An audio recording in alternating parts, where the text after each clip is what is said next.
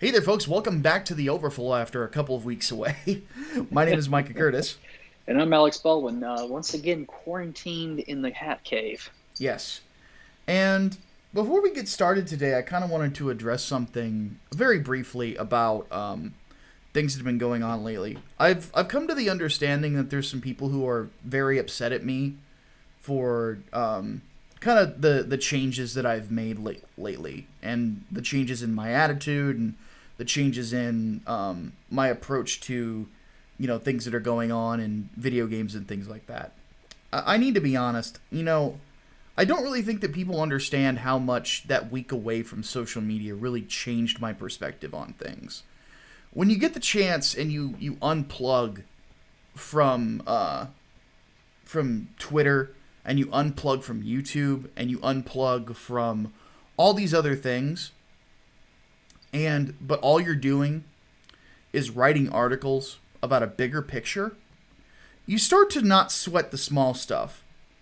You start to realize that not everything around you is purely ideological or ideologically driven. And then you kind of start to realize that there's certain things that are going on in the world that are being treated with more severity than the actual things you should be worried about. And that bothers me. Like, one thing that I brought up was the Pornhub article that I did for RT, where I did the research and basically verified a lot of the things that Layla Mickelwait of Exodus Cry was in fact talking about when she started that petition. And it's horrifying. It's downright horrifying. And that's a bad signal for the culture that, porn has this place that it is, and that these websites that people, and I know people in our own audience visit every day, have even profited off of the rape of a 15-year-old. And I don't see, and the fact that I don't see these supposed culture warriors going out and talking about that, but they'll talk about Jill Valentine wearing jeans like it's the end of the world, or Tifa Lockhart wearing a sports bra like it's the end of the world. You can't expect me at that point to continue down that road anymore. Like, it's the perspective is just not the same. And I feel kind of bad for the people who expected me to stay there. But I can't. It's just one of those things where when you see a different part of the world, when you gain some new perspective on the things that you're discussing, you can't go back to the old way of thinking. So if you expected me to kind of remain along those lines forever, I am sorry to disappoint you, but I can't go back now. I can't. I've understood something about the world around me, and in gaining that knowledge, I'll never be the same guy ever again. And I hope that, because I've seen that a couple of the people who have been ticked off about me have been in other people's chats basically wanting to burn me down. And I would hope that you guys understand that this is simply just a change of perspective. And if you want my career to end, then that's on you, but keep in mind what that says about your character.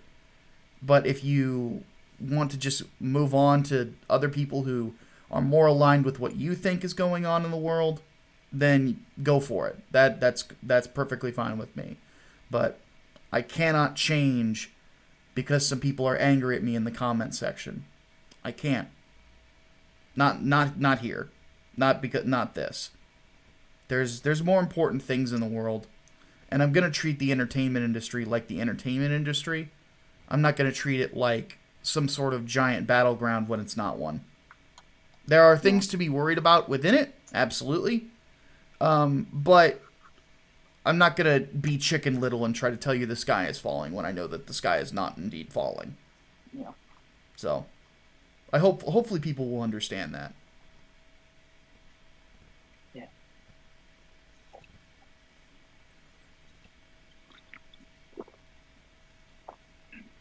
Well, on that note, Yeah, on that note, let's say we get to it. yeah, what do we want to talk about? The serious stuff that actually is what I'm talking about here with politics? Or should we start with entertainment, partner? Well, may as well. Let's keep on. Let's do politics. It seems like there's nothing to talk about in politics except coronavirus stuff. Some of these questions are not coronavirus related, thank God. But Yep. Some let's of get these the have very quick answers. So, yeah. Nick White wants to know: do we believe that the Wu-Tang flu was developed in a biolab? No. And the Alpha Incel wants to know: due to the pandemic, do you think the election will be postponed? No. So, Now hold on. The developed in a biolab thing. like Resident I'm Evil not. style. Oh, I'm not so sure. There's some evidence suggesting that it did originate in a lab. Whether or not it was developed or it was just contained and isolated and being studied, we don't know. But as far as I understand, there are some anomalies with it, like how it has human SARS receptors or HIV receptors, something really weird. Like it already was primed to affect humans. And I'm not a medical expert. Like I was never that great in biology, let alone biochem. But what I gather is that's not something that happens naturally, or if it does happen naturally, it's exceptionally rare. Now, That and China is just shady as shit. So yeah, that I will agree with. The thing is that the that gets a little tinfoil hat for me. And on top of that, it's kind of a shitty bioweapon if all it's doing is keeping people in their houses well, and kills old people. my my thought process behind it was, well, they didn't intend for it to get out like this, so in all likelihood, it was unfinished. Made in Still China. pressing X to doubt. I don't think we live in a Resident Evil game, so I don't think that that's the case. I think that the problem isn't like that. There's some super secret that Albert Wesker is in China developing something. Not really worried about that. The what my problem is that China continued to lie about it, and as such, the rest of the world could not be properly prepared for what was happening. Mm-hmm. And there were other policies that they had that could have that had they done the opposite, it would have curbed the spread of the virus. But Yeah. the constant lies and deceit and all this other stuff, they're gonna have to be held accountable, and the entire world is pissed off at them right now. So Well, it's their own damn fault. not the entire world, but now Canada has joined in with the U.S. to say actually something is fucky with China and the World Health Organization, and both of them need to be held accountable once all this shit's over with. Oh, so I see Trudeau got into his wife's purse and grabbed his balls. Yeah, finally. Oh, goodness. All right, let's keep going. Koopa's Revenge Home wants to know, do you think Biden will pick the Michigan governor as his VP? Because that's what I'm hearing from the rumor mill. If he does, then say goodbye to his campaign. She is possibly the most disliked politician in the United States right now. Yeah, I've been hearing this too, and I've been hearing that her policies are basically like an audition of sorts, and I don't think it'll work because look what it caused. A bunch of protests, and that's something I think needs to be said as well. The protests that are going on right now, everyone thinks like it's just about people wanting to go back to work and stuff, and oh, how dare they be so selfish. No, Michigan forbade the sale of certain non-essential items. Seeds were included. Yeah, you can't even go outside and plant your own yeah. tomatoes. I mean, I'm hearing people that are like, Well, I've heard rumors that there are sheriffs that are saying they're not going to enforce it. Oh yeah, I have to. Well, that's the thing. Like, there's Walmarts and Targets and all these big box stores straight up blocked off those aisles. Mm-hmm. And even if somebody like got the thing, once they're scanned in, it's a not for sale. So they can't even buy them if they wanted to.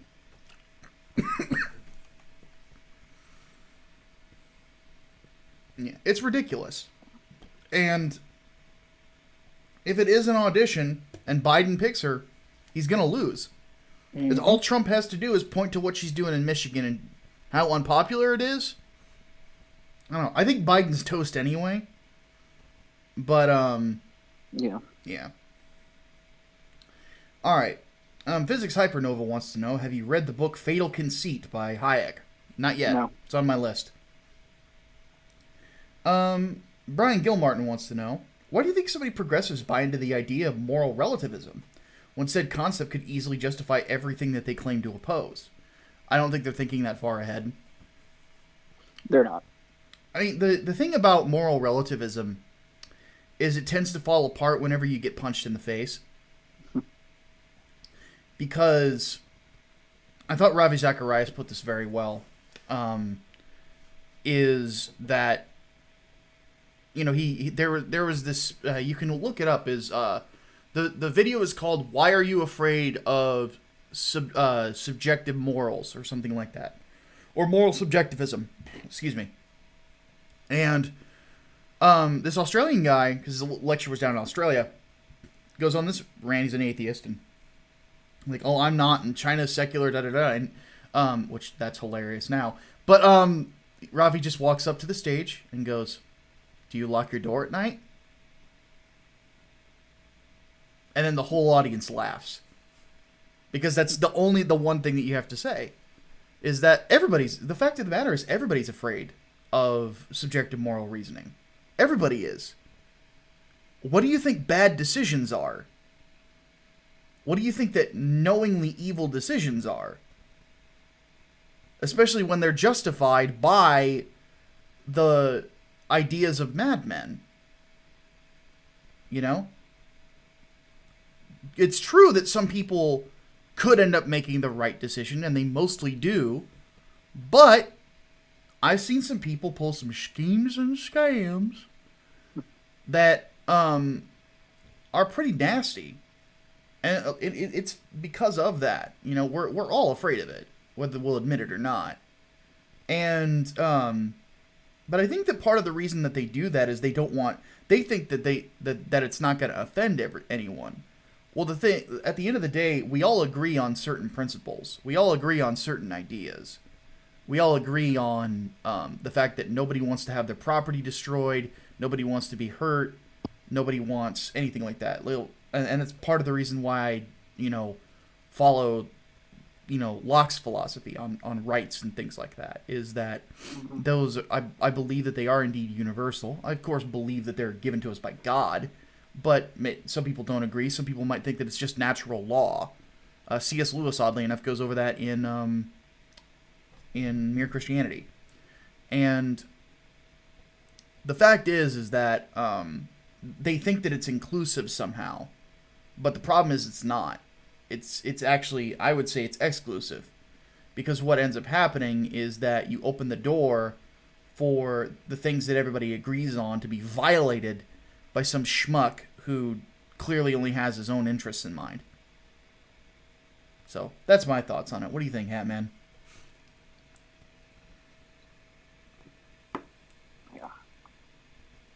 Doing a bit of tech support for people who break. Oh, I thought that I blew your mind for a second. No, I did not mean no. I mean to blow your mind. That shit happens to me all the time. No, I think you hit the nail on the head. It's like all of a sudden the whole concept of moral relativism goes out the window as soon as you are being threatened by somebody, or as soon as you, for example, are the victim of any crime. It's not just have your shit stolen. It's as soon as somebody commits a crime against you or your family or your property, suddenly the whole idea of moral relativism goes out the fucking window. Yep. Exactly. All right. Let's see here. Melee Brawler says, why do so many people on the left panic about the coronavirus when it's statistically proven to affect old people and those with pre-existing conditions the worst? Well, we've been talking about that since it started, in the sense that there are some people who are at risk and some people who are not. A young, healthy person like me or Hatman, we're not at risk for death or anything like that. We're just going to get really sick, and then we're going to get better. You know, we'll just have the antibodies after a while. I had it. You saw me when I had it. So. Yeah. And then Rand Paul had it, and he was asymptomatic. So it affects a lot of people differently. You know, because they tested Rand Paul, he's got the antibodies for it now. And he tested positive for it. And now he's volunteering at a hospital now, so thank you to Senator Paul for doing that. But that's one reason that I haven't really gotten scared about it. I followed the law because I'm a law-abiding citizen, and I try to practice the social distancing just in case I'm carrying it and I'm asymptomatic. I have not been tested. So, I mean, I could have had it when I was feeling sick a few weeks ago, and I just have gotten over it. I don't know. But either way, yeah, I do legitimately think that the policies that have been made have been a little drastic. I think that I honestly am of the belief that shutting down the economy the way that we have has actually been a bit overzealous. You know, I think it's been a little much, and I'm not a fan of it. So well, my concern is what's going to happen when we open up. Like, are we really going to be able to open up and get rolling again, or is it going to take months for it to really get back together? And I'm leaning more towards the latter. You know, months, if not a year. Well, because businesses of everything that had to shut down so hard. Not only that, but small businesses. I think the last numbers I looked at estimated like 75% of them would not survive if the lockdowns lasted longer than 6 months. Yes, well, and that's the case, and I don't think it's going to last that long. I certainly hope it doesn't. Here's what I'm thinking. A lot of the bigger companies have basically been prepared, or they're preparing to reopen within the next 2 months. The government is going to have to pass another stimulus, if that is indeed the case. Trump has already, though, put out guidelines for states to go ahead and reopen. There's rumors that several Republican governors are going to reopen their states during the course of this month or the next, which I think is wise. Because if we've got stable treatments for the coronavirus, if we know how to treat it, then we're in a place where we can go ahead and move forward. I think that some people are saying, no, just wait for a vaccine. Vaccine's going to take another year. It's going to take time. But at this point, if we have proper treatments and they're easy to come by, which what has been suggested is able to do, then I say go for it. Because we cannot just let this thing beat us. You know, we can't let it just, especially if we have a way to battle back against it, you know, and these drugs that have been tested as being very positive against it, I think are good. Now, not everybody has been receptive to it, but that's the same with any drug, you know, because everybody's body is different. I think I saw a Vice article about that, and like, oh, you know, you can't reopen the economy because this doesn't help every single person. No drug does. Wake up. McFly! You in there?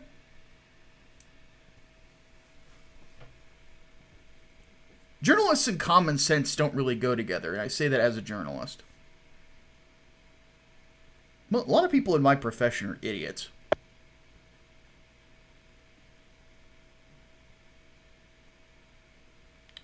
All right. I hear somebody's dog. To answer the question though about why there's a bunch of panic, it's because it spreads really easily, even if it's asymptomatic. So the idea that it's about old people and those with pre-existing conditions. Hospitals get overwhelmed, and if anyone goes there with any other sort of injury or illness or whatever, they're not going to be able to get a bed because they'll all be taken by COVID patients. So it's you don't want to overload the system like that, because then people will die of other things. That's true, but I don't think we're going to be there, to be honest with you. It just depends on how many people have it. I mean, that's a problem that several New York hospitals have been facing, and that's a problem that even our local hospital is facing too. Just because of all the people that have come in, but they were smart about it. They already marked off, certain wings that were exclusively for COVID patients, and everywhere else was for everybody else. So they're doing something right. But even then, like if you run the COVID beds and you need more, what happens? So it's about preventing unnecessary death at the end of the day. Yeah. But at the same time, what I think should have been, or would have been the smarter idea, was just to say that the people who really need to be self-quarantining are the people who are at risk. And they needed to be honest about what that is. I think that, I don't know, I think some of the things that have been done have been very excessive. More so in some states than others, though. All right. Let's see here.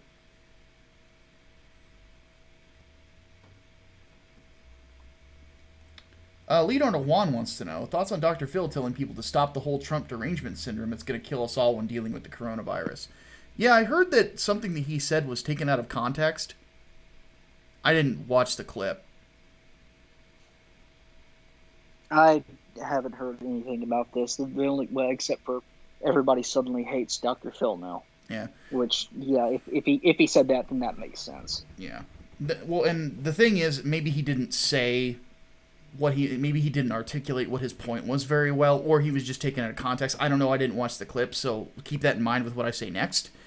I think that's very true, is that there is generally an issue when it comes to this whole situation where people very badly want this to be Trump's Katrina, and they want this to get worse, and they're not really thinking about the fact that they want a virus, which kills people, to get worse for the president, so he doesn't get reelected. That is truly deranged. That's pretty evil. Yep. I mean, there was that study, and I use the term study very loosely here, out of a VA hospital that says out of 300 and some patients, half of which were treated with hydrochloroquine. 28% of those patients died, versus like 11% of patients who died while just being given regular care, trying to imply that hydrochloroquine is responsible for more people dying now.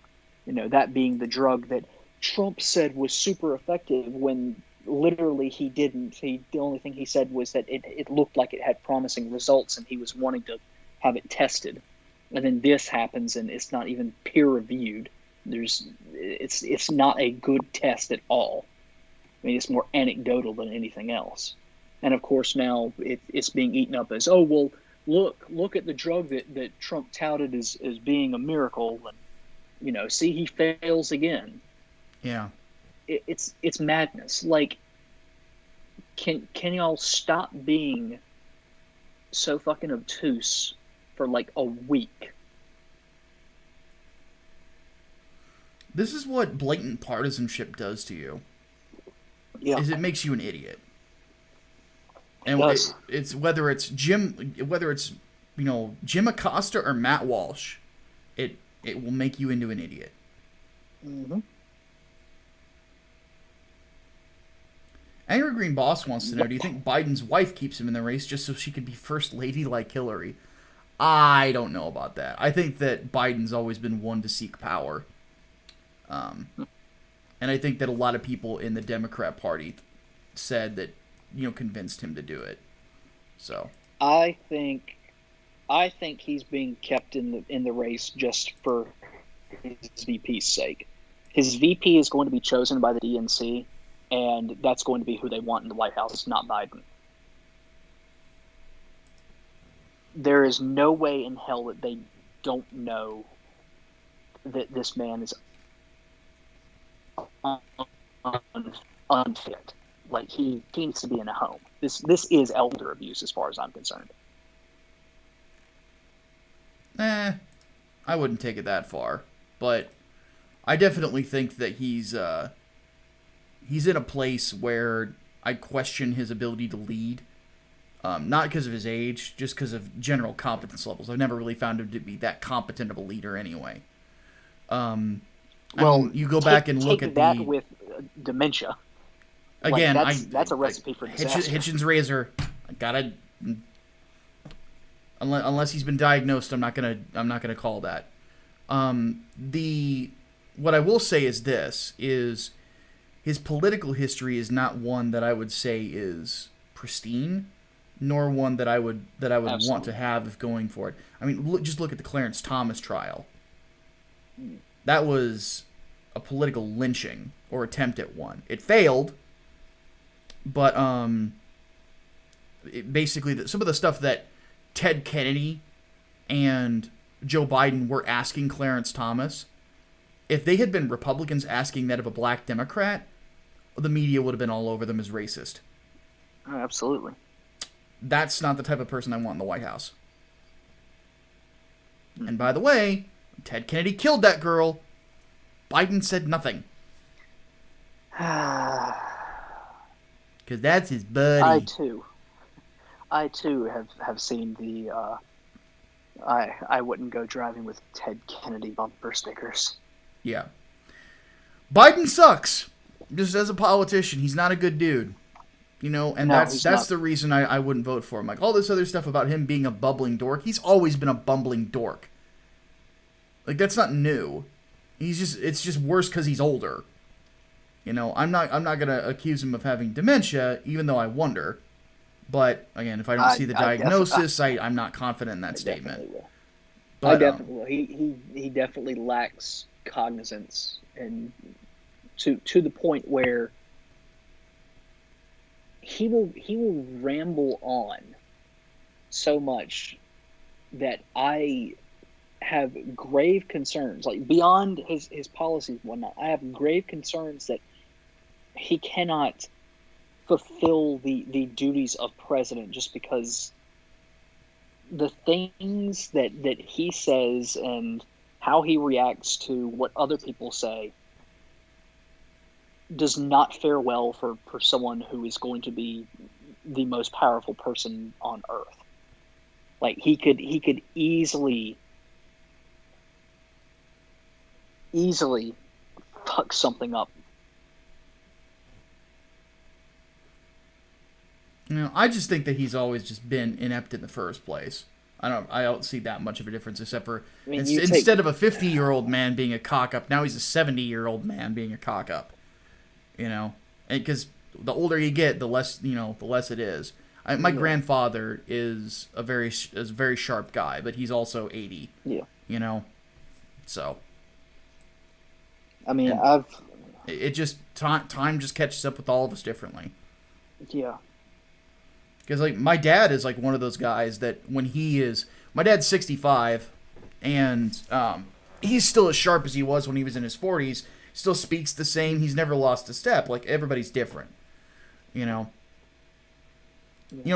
fact, Trump is a good example of that, because Trump isn't that much younger than Biden, but he's also still pretty sharp, and he's obviously still, able to be, he's very sharp-witted, he's in very good health, apparently, from what I've heard. Yeah. So everybody's different. It's just everybody takes to aging different. Well, even Bernie was better spoken than Biden, and Bernie's older. So I don't know. And Bernie also had a heart attack. Yeah, so. Bernie also had a heart attack. What Bernie Sanders is like a political cockroach. He just won't go away. Yeah, what the heck? Like He's gonna be up there in his 90s, I reckon. He's gonna there's gonna be a nuclear war. He's gonna come out of the bunker going, I once again am asking for your Rad X so I don't die of radiation. God, I haven't broken out the Bernie impersonation in a while, have I? Bernie Dandeth. All right, let's move on to entertainment because that was the last political question. So, Cooper's Revenge Home wants to know favorite Chrono Trigger character.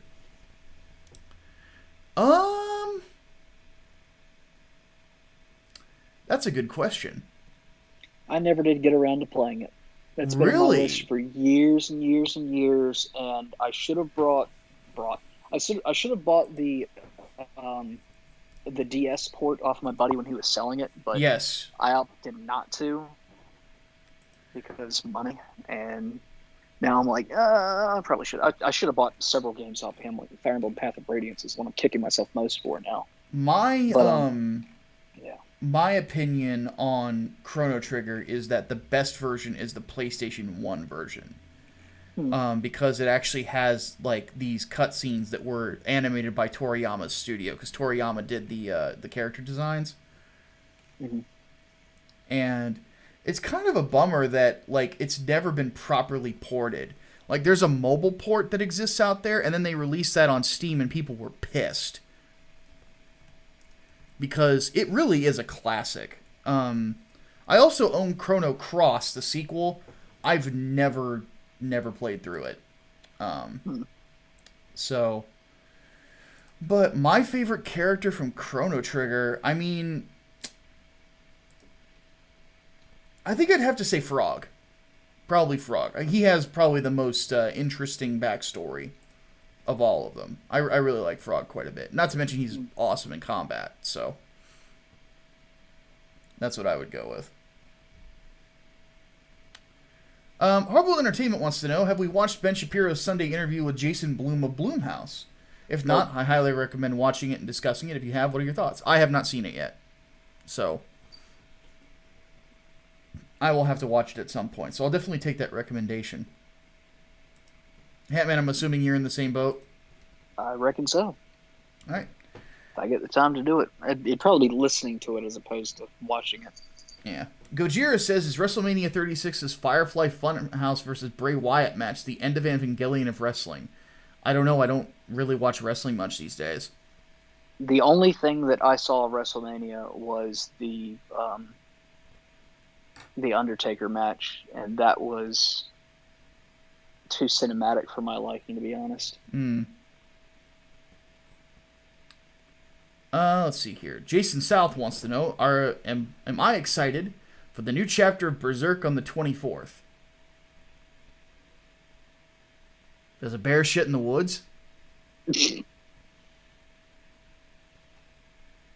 Of course I'm excited. Are you kidding me? I was stuck on a boat for 10 years. I want new stuff. It was supposed and the problem that I've had with it is that he keeps promising that he's going to start doing regularly. There was a point where new stuff was coming out every month, and then he just stopped again. It's would you fuck off with the Idolmaster shit and get to work? Idolmaster is the reason I hate waifus. Okay? Waifus have kept Berserk from coming out on the regular. Waifus are evil. They are the bane of existence. Waifus be gone. That's why Best Buy is going to have my business forever. Did you see that advertisement that they did? No, I have not. So there's this one where it's like some dude talking to this guy who he's telling him about this computer from Best Buy, and the nerdy kid has a body pillow, and he goes, "This laptop actually weighs less than your creepy body pillow." And the kid goes, "But it's anime," and he's like, "Yeah, and Anna may never talk to you if she sees it." And I'm like, yes, I buy for Best Buy forever. These are my people. That's pretty good. All right. Ricky Joya wants to know, have we heard of Cordwainer Smith? Are you aware of how his writing in the 60s influenced Evangelion? Um, I don't No. think so. No, that name is not at all familiar to me. To the Google.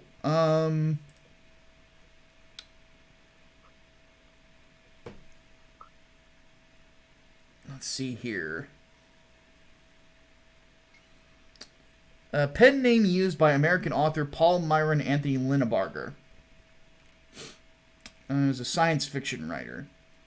And he talked a lot about psychological warfare. I have no clue. I know that a lot of Evangelion was inspired by Nietzsche. Mm-hmm. And that's part of the reason why I like it, because Nietzsche is one of my favorite philosophers. So, even though I agree with like barely anything he says at this point, but he's always interesting to read, and but yeah, no, I can't say I know anything about Cordwainer Smith. Hank Hill has a question. He wants to know: did we hear about the VAs for the soldier in TF2 and the original Leon S. Kennedy passing away? Yes, we did hear about that, and that was very, very. And he was also peppy. Yes. Peppy hair. Yep. So that's very sad. The soldier's like one of my favorite VAs in TF2. Yeah. I mean, Meet the Soldier is still, in my opinion, one of the funniest of the Meet the series from TF2. Like it's just beyond fun. The speech that he's giving is just brilliant. Yeah, it's wonderful. And that's why when there's two of any animal gathered together, it's called a zoo. Unless it's a farm.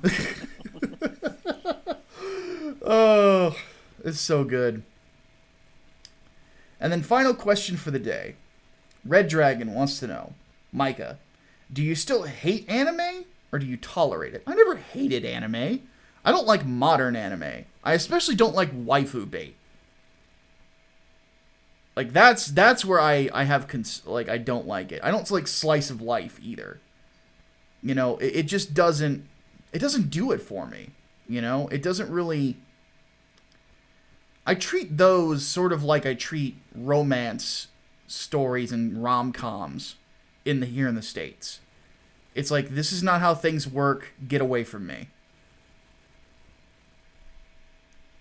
You know, the romance between Tony and Pepper in the Iron Man films is 1,000 times more believable than any rom-com that I've ever seen. You know?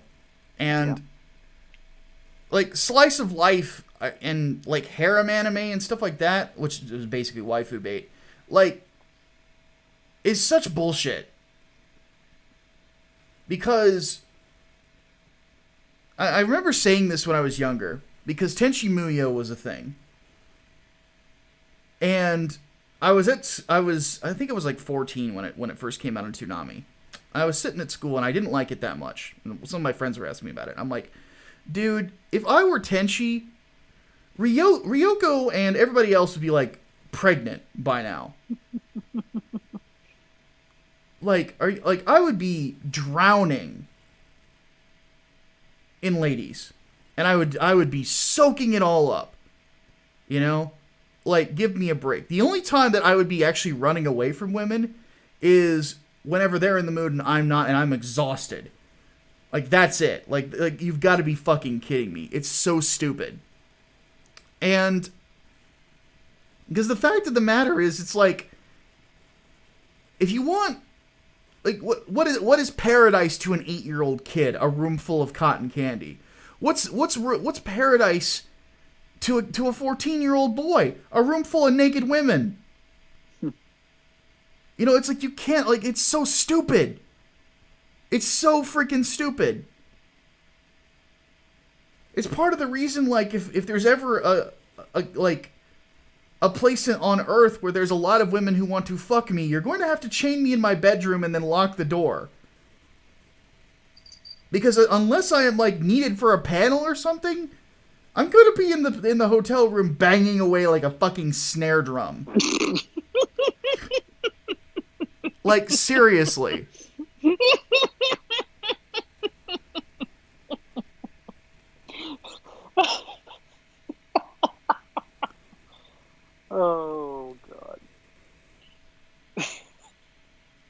It's just the truth.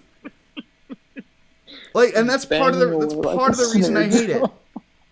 Somebody actually told me that I need to watch Konosuba because the lead character actually kind of has that attitude. I'm like, only kind of.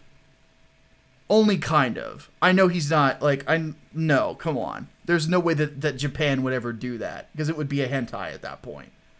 You know? But that's just the thing. It's like, it just bugs the fuck out of me that, like, they don't write dudes like dudes. And that's part of the reason I really don't get it. Like, there's no complexity. There's not a lot of honesty to it. There's not a lot of, like, dimension to a lot of protagonists I've seen. That's why when I watched Garo Vanishing Line, when I got, like, halfway through it, I was actually, you know, I really liked the protagonist because he was a dude. He loved him some curvy women. He loves food. And he loves whooping ass. I'm like, thank you! You have put me in an anime. I love it. But that's just the way it is. Like, that's my problems with anime these days. Is it's just as repressed as the society is, and it's like, man, these are supposed to be power fantasies. These are supposed to be, like, how these things are expressed. But then again, I think that's why, like, a show like Berserk gets no budget, but a show like Kobayashi's Dragon Maid gets a shit ton of budget. A lot of it also has to do with the West, too. You know, because that's what a lot of people are watching these days. In which case, to you folks out there who are total weeaboos, I would ask you to stop being pussies! Watch man shit! Drink beer, eat steak, be manly! Lift weights! I mean, I'm drinking a beer right now, so... There you go! I woke up and I lifted weights when I woke up. You feel good. So that's why I hate anime. It has no balls. You know? Everybody's like also trying to tell me like to watch One Piece. I hate the art style. Jesus Christ. I hate it. You'll be watching One Piece for the rest of your fucking life. I know. I hate the art style though. I legitimately despise it. I don't think it's very good. And it just, like, the gonk styles and all, like, I just don't, it's not my thing. I'm not going to get into it. Not to mention, I don't like pirates that much. I was never a pirate guy. I was always a ninja guy. Ninjas are cooler. Well, I found the podcast title. Ninjas are cooler. Because they are.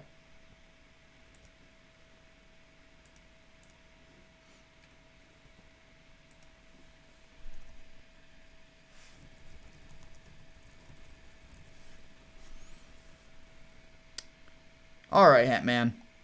That was the last question. Was it? Yes.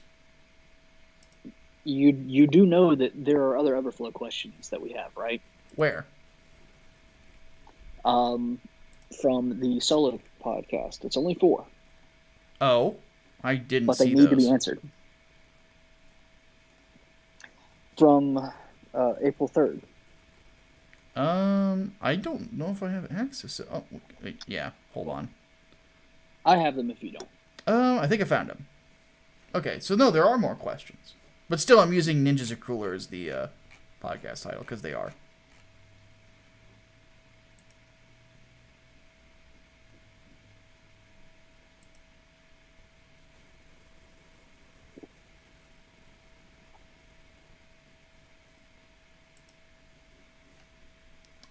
Here we go. So, the one question is, do you, politics-wise, as Kale Bach thinks, will China collapse sooner because of the recent nonsense? It depends on how the world treats them. I hope they collapse sooner. Yeah. Because fuck them. I do too. I think they deserve a fucking or button at least, at this point. Yeah, they do. Fuck them.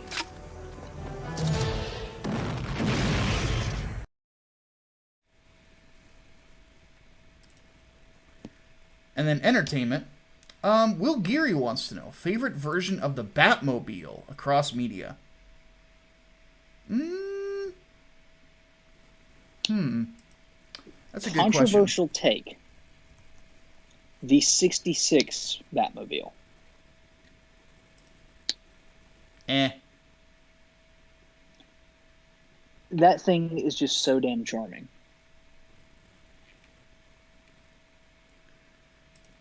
I think that my favorite might actually be the Batmobile from Arkham Knight. Because it has the flair and look of a classic Batmobile, but it has the functionality of the Tumbler. And that's what I like about it. Yeah, not a bad thing. Gojira says, for me, what change would you most want to see in movies decide moving away from SJWism?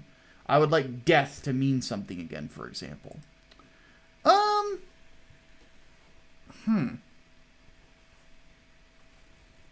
I would actually say the opposite. I want people to stop killing off the villain all the time. Well, isn't that making death mean something then? I guess. I don't want death to be predictable. That's what I would probably say. You know, that was one thing I was actually happy about in Spider-Man Homecoming, was that they didn't kill the villain. They let him live. Yep. So, now for what I hear in Far From Home, they do kill the villain, which is a bummer. But supposedly, yeah, they kill him. Because I like Mysterio quite a bit. I do too. I haven't seen the movie yet, but I just like Mysterio in general. I would say, like, my favorite Spider-Man villains... Well, he's not really a villain anymore, but Venom was always the top. Well, actually, he's not a villain at all now. But, so, like, Green Goblin was always one of my favorites. Norman Osborn's a great villain. What else is there? You know, I always liked, I don't know why, but I always liked the Rhino. I always thought Rhino was kind of funny. Really? That's interesting. Yeah, just because he's a big dork. he plays a role. I can't really say the Kingpin, because the Kingpin is also a Daredevil. Nowadays is more of a Daredevil villain than he is a Spider-Man villain.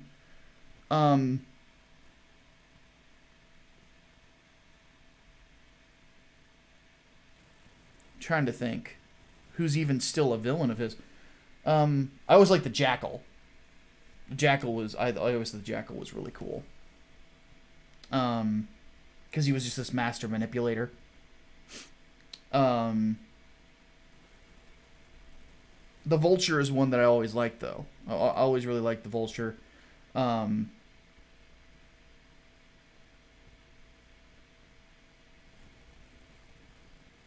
But yeah, like, keeping Spider-Man villains alive, I think is a very poignant thing. You know, I think that just killing them off all the time just doesn't